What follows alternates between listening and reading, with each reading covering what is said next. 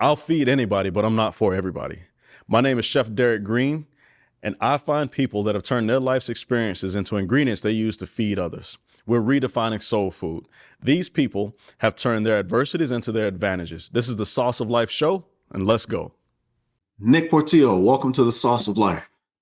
Hey, Derek. Well, thanks for having me, man. I appreciate it. No worries. The Sauce of Life is a podcast that's about people that have taken their life's experiences and turned those into ingredients that they now use to feed others. It is essentially, what are the things that have helped you get to where you are now? And since you're the titans of food service, man, Sauce of Life should be right up your alley. So with that being said, Nick, please introduce yourself to the world. Yeah. So, well, thank you. And, excited to be here on the Sauce of Life. And thanks for the shout out on my Titans of Food Service, which is a weekly podcast that I do, interviewing people within the food service industry. For me, I got into the food business back in 2015. I graduated from Chapman. I don't know if you've ever heard of Chapman. It's a small school here in Orange County, and got my degree in business, was coming out of school. And 6 days after I graduated, my dad approached me to start a food service brokerage company. And he had built his career as a food service broker, working for a company called Food Sales West, which at the time was the largest privately held food service brokerage company in the West. And that rolled up. It was sold into a larger entity called Advantage Waypoint. He had a 2-year deal with them. And so once that deal ended, he stepped away, and then we started up our business together after 1 year. He took a 1-year hiatus. He had a 1-year non-compete. And, here we are today. It's crazy. Coming out of college, I had worked at a law firm for 4 summers. I had done, I guess technically you call it an internship. I did an internship with a Wells Fargo advisor, just making cold calls all day. He'd give me a list when I'd come in. This was unpaid, and it was 600 names. And he said, just, call that list all day long. So that's kind of how I built my sales chops a little bit. And because I really wanted to be a financial advisor. I thought originally maybe I want to be a sports agent, or maybe I want to be a lawyer or attorney, working at that law office, like reading all day and thinking of like different arguments and using the logical side of your brain. I'm like, I can't do this. I want to talk to people. I want to be out and about. I don't want to be reading all this all the time. And so that's what led me to the next step of trying to be a financial advisor, helping people with their money problems. When I graduated, I was interviewing with large entities, large corporations like Merrill Lynch, Wells Fargo, and a few others. And so when my dad approached me, I was kind of like in this limbo of retiring as a full-time student to now becoming into the workforce. And, after a month or so of being together, I was really apprehensive initially of being in the food business, but I was like, I'll just humor you as I'm doing, going the interview route. And 1 week turned to a month, turned into 6 months, turned into now almost 10 years together, 9 years as of this recording. And it's been a good ride. And, you learn a lot about yourself in that time period of, we've had many different trials and tribulations. We've brought on great clients. We've lost clients. We've hired people. We've had to fire people. We've acquired companies. We've moved. We've opened 4 offices. We cover all of California, Nevada, and Hawaii. And so it's been a really fun ride. But that's kind of an overview of my life. I live here in beautiful, sunny Orange County, California. And that's a little bit about me. Okay, man. Have you and your dad always been close when it comes to business? Like he's always been a mentor for you? Yeah. Growing up, he was, as much as he was a dad to me, he was a coach, right? When I was playing like Little League Baseball, he was my baseball coach. He's always been a mentor. We've always had a really close relationship with one another. It's funny, in my experience of, in my time in the food business, we've come across many different family businesses. And when it comes to family businesses, a lot of times it's one side or the other. Either it works really, really well, which is what my dad and I have, or it works very poorly. Like the family members, they just don't match. I think for us, one big key to success is in our relationship. If you look at the two of us, he obviously has way more experience in this industry. He he's also 30 years my senior. So he just, um, he has a whole wealth of knowledge, but with that, it's not his way or the highway. He's really open to suggestions. He lets me take leads. He allows me to come to the front of the room and make the presentation. He puts me out there in situations where I feel uncomfortable, where maybe my experience doesn't match up to the people in the room or whatever it may be. But that's helped me grow over the years. And I think that's been a really big part of our relationship and our success, is having that give and take amongst the both of us. And it's really proven to be a successful recipe for our company. Beautiful, man. It sounds like you have something that many people haven't had, which is a supportive father who allows you to be expressive in and of yourself. Like, it sounds like he provides a latitude for you to express who you are and to discover yourself. Would that be accurate? Yeah, that's right. Having a supportive father, I feel very grateful and blessed in my life to have that. And, at some point in the future, when I want to have kids, I always view it, you have to, how can I be better than what was given to me? And, he set the bar high for me, for sure. Okay. Awesome, man. Hey, success leaves clues, and your dad is actually walking alongside you. So that's a beautiful thing.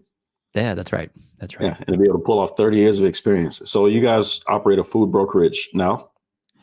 Yeah, so we're a food service brokerage company. So we represent essentially what we do, for your listeners who maybe are not familiar with a food broker. Growing up, when my dad was a food broker and I was just a kid in school, it's funny. Other kids, like their parents were maybe a teacher, or maybe a lawyer, or maybe a doctor, or maybe whatever it may be. You're like, oh yeah, I know what that profession is as an 8th grader. That makes sense to me.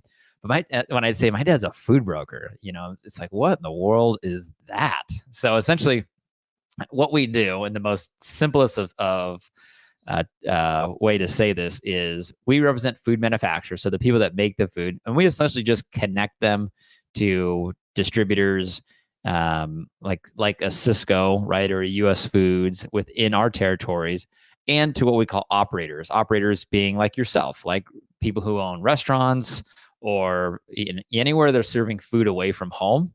So essentially, we're just connecting the people who make the food to the people that could serve the food within their establishment away from home, and we get a commission based on what we sell. Okay. Beautiful. Yeah. Absolutely beautiful. Is that something that, as a kid, you're explaining how your dad was a food broker? Was it something that you looked forward to stepping into the business, or was it something that you were apprehensive about or rejected?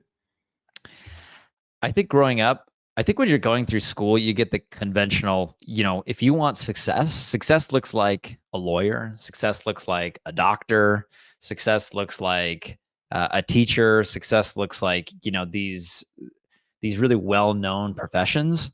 And for me, I never considered being in the food business. I never considered being a food broker. I think I was so close to it with my dad, but at the same time, I was so distant from it because it wasn't something that I ever considered or wanted to be in. I was also a kid that was really big in athletics growing up. I was very sports driven. That was really my focus going through school. It made me very competitive as a person. And so my thoughts and beliefs and everything that I thought about every day was really around sports. Specifically, baseball was my big thing. I wanted to play in college. And so thinking about my profession, I never really thought of it. Had never really gotten to that point. But growing up, I thought maybe I want to be a contractor. Maybe I want to be an attorney or a sports agent or something to do with sports. As I got into college, as I mentioned, it was being a financial advisor, but I never really thought that the food business would be for me. But I really feel that there's a million different ways you can make money. There's a million different careers out there that you can take. If you want to be a doctor, like how many different practices under the name doctor are there? You could be a skin doctor, a foot doctor, an eye doctor. You could be so many different things. And the same thing comes within the food service industry. I always tell people it's a great industry to be in. There's a million ways to make money. You just have to find one and be really good at that one and be better than anybody else in the world or in your field at that one thing, and you will be successful. What is success for you, man? Success for me is, kind of going back to my relationship with my dad is, as he gets older in my family, being able to take care of my family is of the utmost importance to me. I want to be able to, but I also think growing up, seeing my parents, really working hard. They worked many hours to take care of our family. They grew up with a heck of a lot less than I grew up with. And it was really instilled in them to work very, very hard.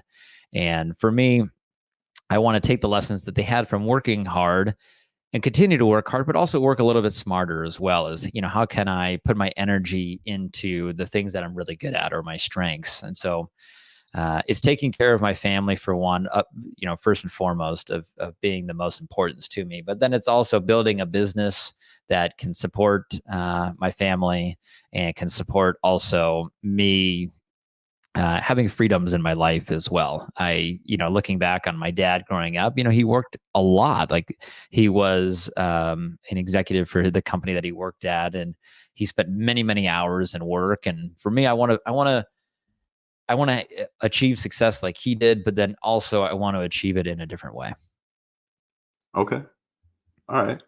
And you mentioned how driven you've been because of sports, right? That's As right. a Yeah. kid. So I also heard you say that you had a list of 600 calls to make. And I'm just curious if that competitiveness influenced while you were at Wells Fargo, like if that had an impact on you um, in making Yes. those calls or pushing forward. Yeah. It's funny. I took I don't know if you're familiar. Are you familiar with a DISC assessment? Yes. DISC. So I took a Yes. DISC assessment and I took it last year. My dad and we actually took it. Then we have some of our team members take it every once in a while. And it's really cool to see your personality type. I'm a DI. So I'm someone that's very results driven. So if I were to tell you, Derrick, hey, uh, I'm going to open 10 restaurants, but in 5 years from now, right? That's my mind starts to wrap around like, what's the path to get to that end result? That's the goal that I'm going to achieve. And I kind of burn everything in my path. I think I definitely got that from being a kid and, playing in sports. I also too, my parents, they split when I was 13, and as a 13-year-old, it's kind of it's an interesting time. Parents splitting, it's never easy, but it's a very interesting time at that age. Like at 13, you're going through puberty. For me, I started liking girls, and like the one relationship that I always relied on came out from underneath me. And I'm an only child.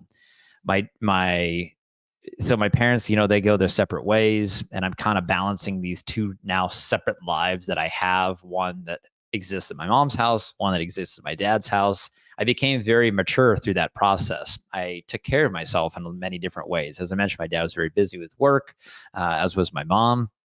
She had started her own entrepreneurial journey. And because of that, there's so many lessons that I learned. I learned how to, for the longest time, before I met my wife, I used to consider myself kind of like a lone ranger and going through life and trying to figure out things. And so I would challenge myself. I would run for like senior class president in high school. I would try to be my fraternity president in college and play sports and be competitive and like really put myself in uncomfortable situations, because that's how I really felt like I grew. And I think through that process in all of these years, I find the most amount of happiness when I'm doing very hard things, when I'm trying to be to go above, to trying to be extraordinary. I do Ironmans. I just did one earlier this year. I've got another one upcoming. And, it's over 100 miles, over 140 miles in one day across 3 different sports. And you do it by yourself. It's, when I do my training every week, right now, as I ramp up, because the races are here in November, when I do that, you're by yourself, you're on your own thoughts, your own feelings, your own emotions. Nobody is telling me, hey, you need to go ride for 6 hours today. But the plan that I wrote down called for 6 hours today. So that's something that I need to go do and get it done. As much as I don't want to, maybe physically exhausting. Also, just the opportunity cost of being on a machine with two wheels for 6 hours, away from friends, away from family, away from being able to relax, those types of things. So yeah, I'm definitely a very competitive person. And I don't always show it. I'm not like a loud person, but like internally, I'm very motivated for sure. Man, driven. You're one of what, 3 or 4 Iron people, probably Iron people, Iron Man. Yeah. In my network, one of the mentees that I have is an Iron Man. He's training. He may be in that same competition with you. I don't know. Yeah, could very well be. Yeah. Iron Man, man, the mental exercises that you have to go through, you hit the nail on the head that you are alone. I haven't competed in an Ironman, but in the military, I went through several competitive like competitions and different assessments and stuff like this. Where did that develop? Was it because of your parents separating? Was it because of something that was instilled in you prior to them separating? Like, can you pinpoint where that came from in you? That mental strength? Yeah, I think it came from, and I think you and I are very similar as well, and I'll circle back to that. The conversations that we've had is, I think to answer your question, I think it probably did come from when my parents split. I think subconsciously, when you lose a life that you had, especially when it came as a surprise, I think sometimes, like if parents split or whatever, and you're a little bit older, sometimes maybe you can see it, potentially like, hey, this is not a good relationship. But my parents, what they put forth, at least externally to me, to in the community, they seemed like a very, very strong couple. And so it was very much a surprise to me. Oh man. And I think in that experience, it really started to develop me for who I was going to be. At 13, like, you really have no idea who you are as a person. Your brain doesn't even stop developing until I think like 25 or 25 to 27, somewhere in there. So I had no idea who I was or who I was going to be. But, having those types of experiences really shortened that. And, to kind of circle it back to yourself, you here with your podcast that you've built nicely in your own business, and being in the military, and going through those things, like going through very difficult times and experiences, it really, you learn more about yourself in doing that than those who aren't. I see sometimes people talking about, I'm big on LinkedIn. I love reading people's stories. And sometimes, like, they talk about stories that are, they make it seem like they overcame something, but like, is it truly, like, did you really truly go to deep, dark depths within your being to achieve something? And when you do that, the euphoria is insane. I can't even explain it. Like, just the sense of pride. I remember when I crossed the finish line on my first Ironman, in the training, there was times that I would, tear up, or I'd get a little emotional, like, hey, like, this is something to be super proud of. On the day of the race, I felt awful.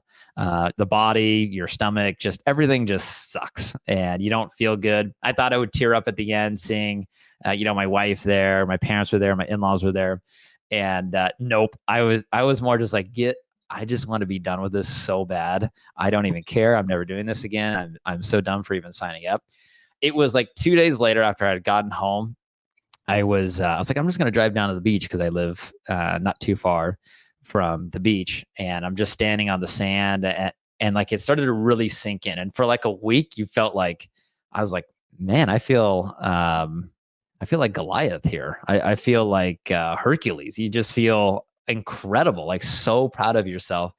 And it's like a drug. And in those moments of really soaking it in and feeling proud of yourself, like, I didn't need a high five from anyone. I just wanted to, when you can exceed your own personal expectations and not the expectations of of others, like, you just, I don't know, like, you just go to this really cool place that it's hard to describe. And of course, within that week, I said, I'm signing up for the next one.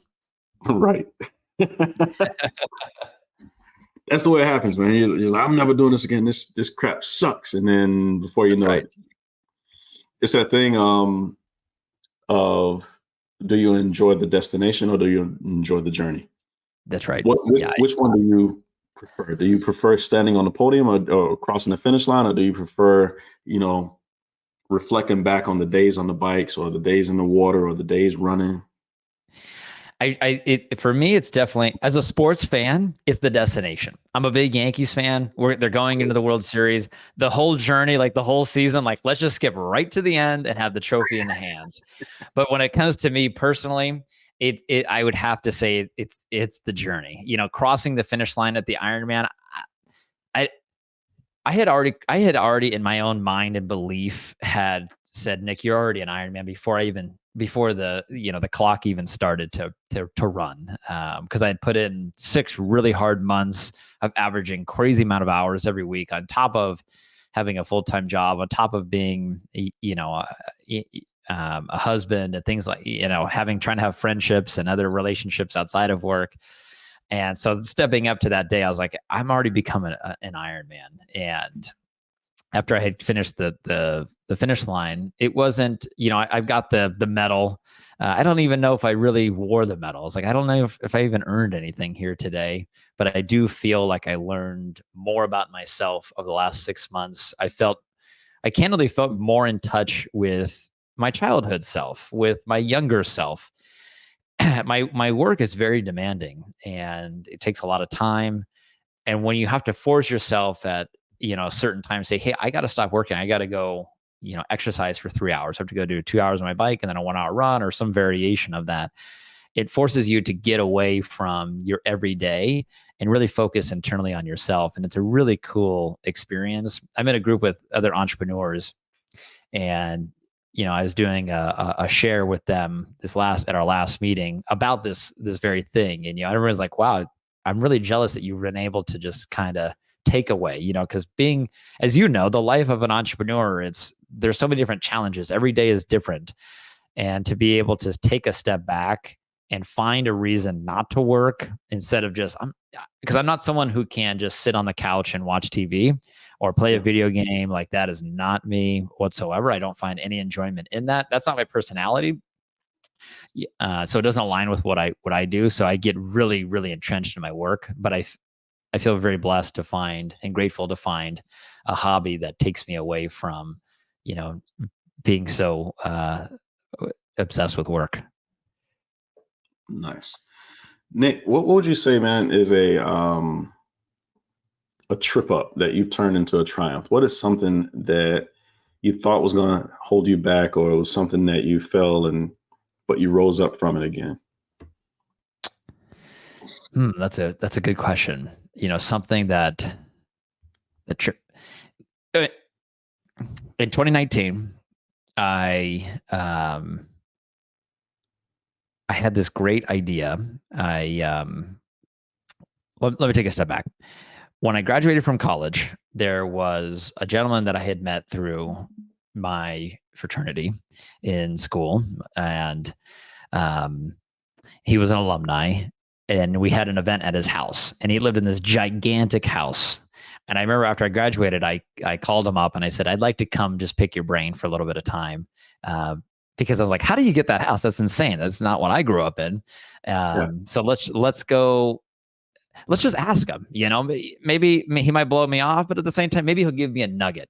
And he gave me 3 really good nuggets of, kind of overarching. Essentially, you're going to go to work every day and you're going to build up active income, which is taxed at a very high rate, right? But you need to make sure that you're repurposing those dollars into actual investments that grow long term and really be focused on long term investing. And that, he goes, that's essentially how I was able to build what I have, is just doing the same thing, whether it's boring or not, just for long periods of time. And one of those, essentially he had 3 buckets. The first one was your active income that you make from going to your job every day. The second one is kind of your portfolio income. So think of like stocks, bonds, stuff like that. And then the third one was around capital gains, which in this case would be real estate investing. And so in 2018, I had the active income, right? I had the money coming in from my job. I had money going into mutual funds that I invest in. And then the third thing was the real estate that I had never gotten into. So I was like, I'm going to start going to meetups. So every week I would be going to these real estate meetups. And I met this one gentleman that was big into short-term rentals, and which is essentially Airbnb, VRBO, that type of investing. So I went to a local apartment complex pretty close to me, 20-minute drive from me.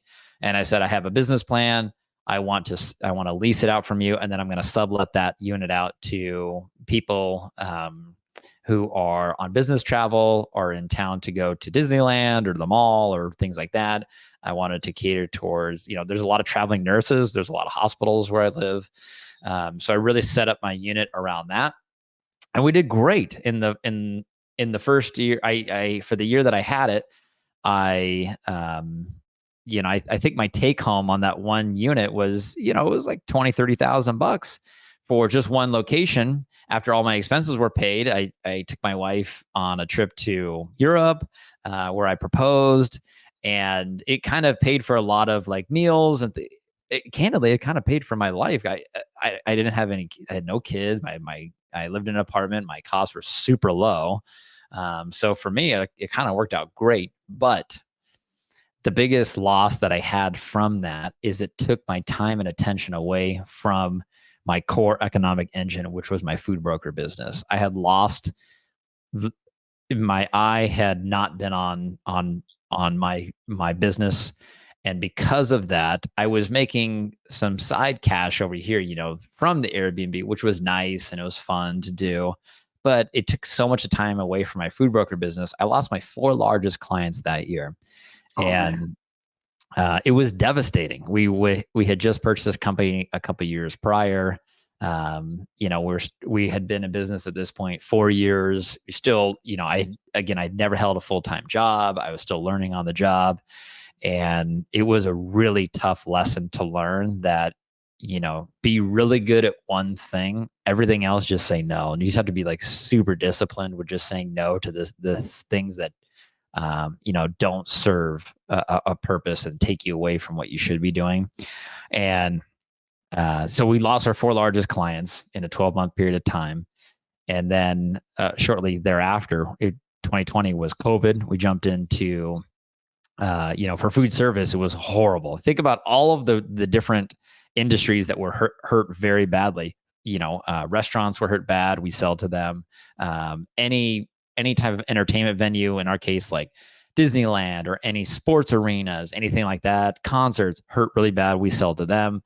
We sell to casinos. You couldn't go to casinos. Cruise lines. I mean, the cruise lines didn't come back for a very long time. We sell into office spaces like Google campuses or Tesla campuses, places like that. Those people haven't really even fully come back to where it was. So we were in the wrong place at the wrong time, coming off losing our 4 biggest clients. So we really took that year of 2020. So now we've hit rock bottom at this point. Can't get any worse. What we did in that time was, thankfully, one blessing in disguise is we were pretty small at the time. And so we didn't have high overhead, high costs. So we were able to keep our costs pretty low, whereas our competitors were pretty highly leveraged. There was in our industry, large nationalization. So essentially a lot of independently owned regional brokers all merged or purchased or acquired into a large national brokerage. And there was a lot of debt there. They had a lot of, their big thing was having armies of salespeople where a lot of them had to lay people off, and financially it hurt very badly for them.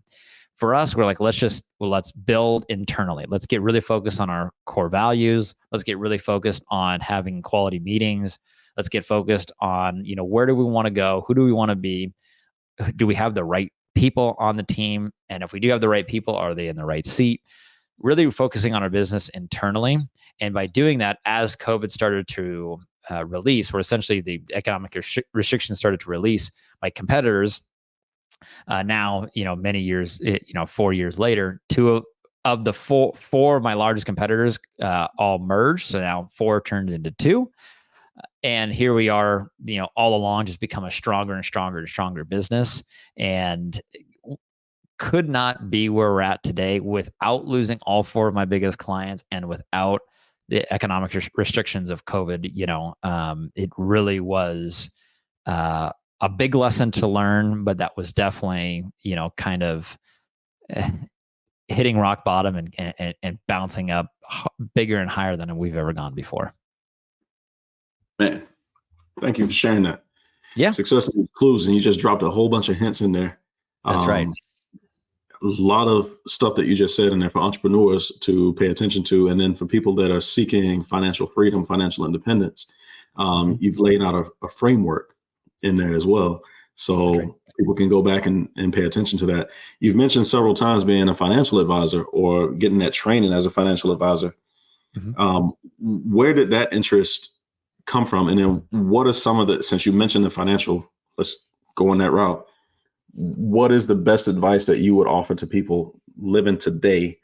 And I guess that would have to be by age group because you have different demographics. But if you don't mind just speaking a little bit to that.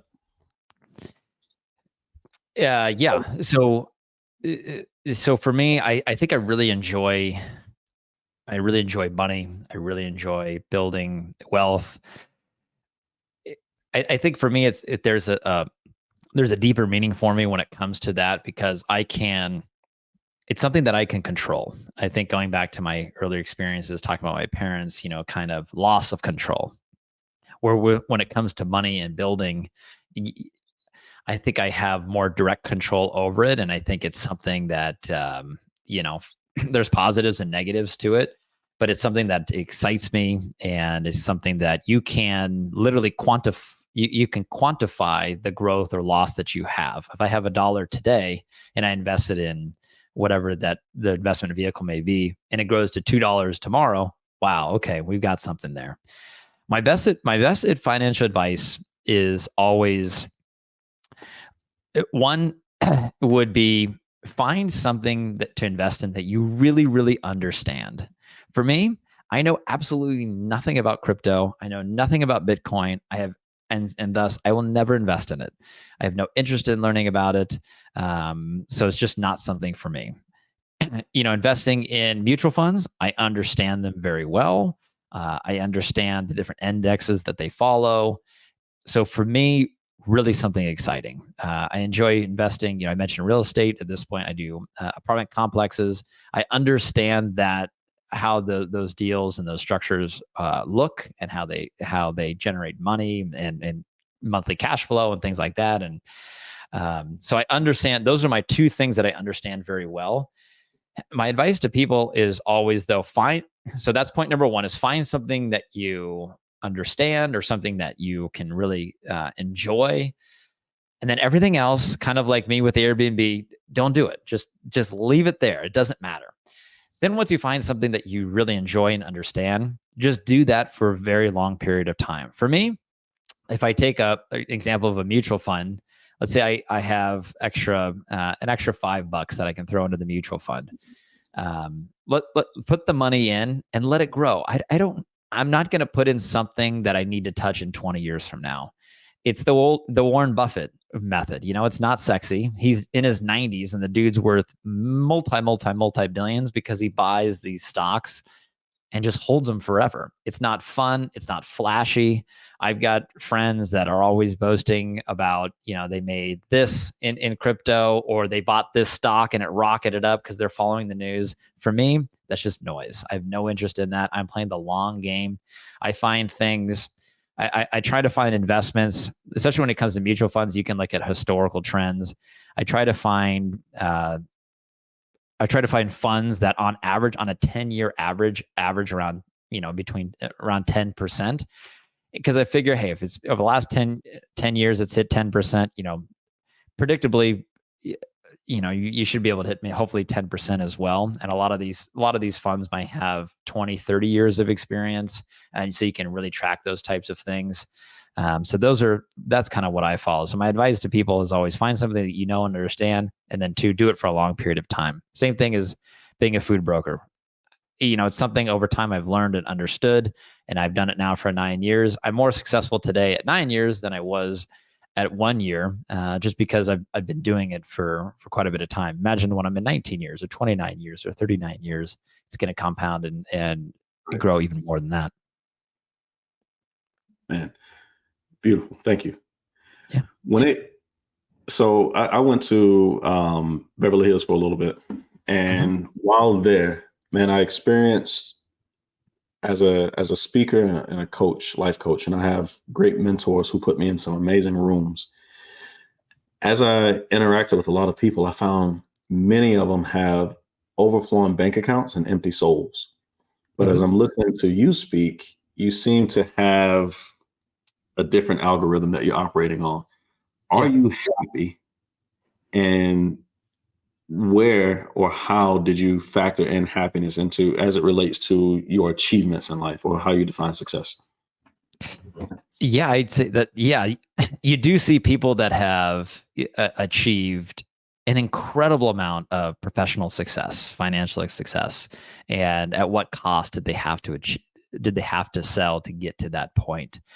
For me, I am a very happy guy. I'm big on delayed gratitude. So, I can look at my bank account or the investments that I have, and I live far below the amount that I have in the invested.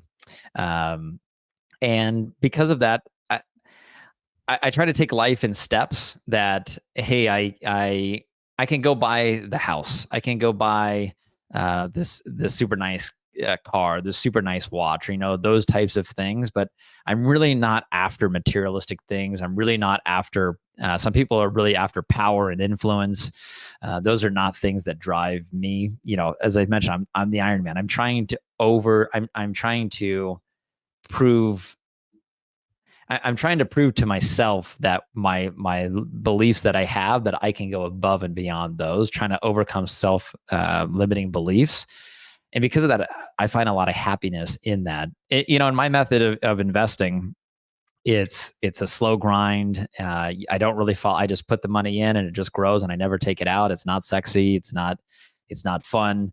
But at the same time, I can just live my life. I can be a young adult at 31 years old, and not really worry about that, because I just know it kind of does its own thing. And if I look at other people within my age group, I live a different life for sure. Owning a business and being in the different investments that I have, and I feel very grateful for those things. But I also don't feel empty at the end of the day either. It's interesting. I have a lot of friends that maybe not friends or colleagues or just people I've met over the years who, being in our 20s or in our 30s, they come from a lot of money. The parents or the grandparents achieved an incredible amount of success, but that parent or that grandparent or whoever the previous generation was busy out building that success. They weren't home, or as their kids grew up, they never instilled in them discipline and a hard work ethic and exactly like a roadmap of how they did it. And so you have this person that now feels like, hey, my dad or my mom or my grandparents are worth, X millions of dollars, like, substantial amount. But I feel lost. I have, or especially once they start to inherit the money, they feel a little lost in where to go. And it's hard because they feel like they have to live up to what was given to them. And it's such a high bar that it's kind of, it can be very tough on mental health for sure. I think that's kind of a tangent, but as I have kids in the future, I really want to instill in them discipline and a hard work ethic, a happy and healthy lifestyle, but also let them be kids too. You have to go out, you have to make mistakes, you have to, the tough things that have happened in my life, like they're gonna have their own tough things that I don't want to baby them. I don't want to have wrap them in bubble wrap. They've got to be able to bump their knee and get bruised, and that's just part of life, and it just kind of makes you tough. But then as they're going along, teach them some of the the different things, kind of what we're talking about right now, teach them those types of things to help them in their own life so that they can be successful in whatever they want to be. And it doesn't have to be financial success. It could be artistic success. It could be success in anything. It could be success in just being a happy person. So whatever that is, I just want them to be able to, I'm big on always having options. When it comes to the financial part, it's one day down the line, if I want to do X, do I have the financial means to be able to do that? I started I started investing, in my early 20s, because I want to have options throughout my life. I don't want money to be a limiting factor in what I want to do or be capable of. And the same thing with my future kids or, anybody I talk to. It's set yourself up now today so that one day delay that gratification for as long as you possibly can so that when the time comes, you have options to do what you want to do. That's beautiful, man. If more people could adapt or adopt the paradigm that you have, so many things that you just said in there that resonate with me, like don't hand your kids the silver spoon. Yep. Let them struggle a little bit. I believe that adversity that they'll actually face, whatever the individual adversities are, makes a stronger little human. And me as a father, if I'm guiding them through that, then I'm actually building resiliency within them and they can handle stronger things later or more adversities later on in life. So I appreciate that, all that you're saying. And then for those of y'all that are listening, Success Leaves Clues, you said you started in your early 20s, but you're only 31 years old now. So it hasn't even been 10 years. And yet you put yourself in a financial position that if you chose to, you could live however you decide to live with whatever materialistic thing. If that's what you chose, you could do that. Yeah. So that discipline that you've had of start investing now. And also you left another nugget in there that people should catch, which is you just said, hey, if I can put an extra $1 in the mutual fund or an extra $5, I don't remember the amount, but $5 is something that anybody can afford. So man, there's a lot of wisdom that you're dropping in there, and kudos to your dad and your parents, whoever your mentors were around you, because at 31 years old to have that paradigm now, to have that mentality is a beautiful thing. That's right. As we move forward, man, you're one of these people that I'm excited to have as a guest because it's one of those things. I say that people have the most interesting story in the world if you shut up long enough to listen, and you never actually know who you're talking to. Right. I just had, I'll share a very quick thing. I was in a room at an event in DC recently, about 2 weeks ago. And I just had a gentleman that complimented my tuxedo. And as it turned out, this guy was the mentor. He's 90 something years old, but he was the mentor to Wintley Phelps, who's here at this academy presenting Oprah with a Lifetime Achievement Award. And it's like I could have dismissed that guy, or I could have done what I did, which is to acknowledge him and have a little conversation, because you just never know who you're talking to. Mm-hmm. Man, thank you, Nick, for all of the wisdom that you're dropping, man. I appreciate it. Yeah, you're welcome. So what's next for you? What's next for me is, every year I always sit down, going back to my DISC assessment, right? I'm very goal driven. So every year I sit down and I set goals for myself about what I want to achieve. And, at some point in the future, I would really like to be a father. That's something that's super important to me, and kind of, my next step in life is to be able to do that. But outside of that, professionally, it would be continuing to, my relationship with my dad is very, very important to me. And I want to continue to build our business together and really grow and open up into new different markets and into new different states and continue to grow that business to wherever it can grow. That's something that I want to do next. I'm trying to think like what, in terms of, what I would write down on my goal list. It's funny. I'm not a materialistic guy. So if you were to say, you want to buy a super nice car or a nice watch, like live in a big house. This is not for me. It's not something for me. I'm perfectly fine living in an apartment. I'm perfectly fine, I'm not wearing a watch right now. So I'm perfect, but I do wear a watch when I do my Ironman stuff, of course. But for me, I really want to be able to have experiences. And, a couple of experiences that I was able to have this year was I wanted to do a vacation with my parents. So I was able to do a vacation with my parents. I thought that was really cool.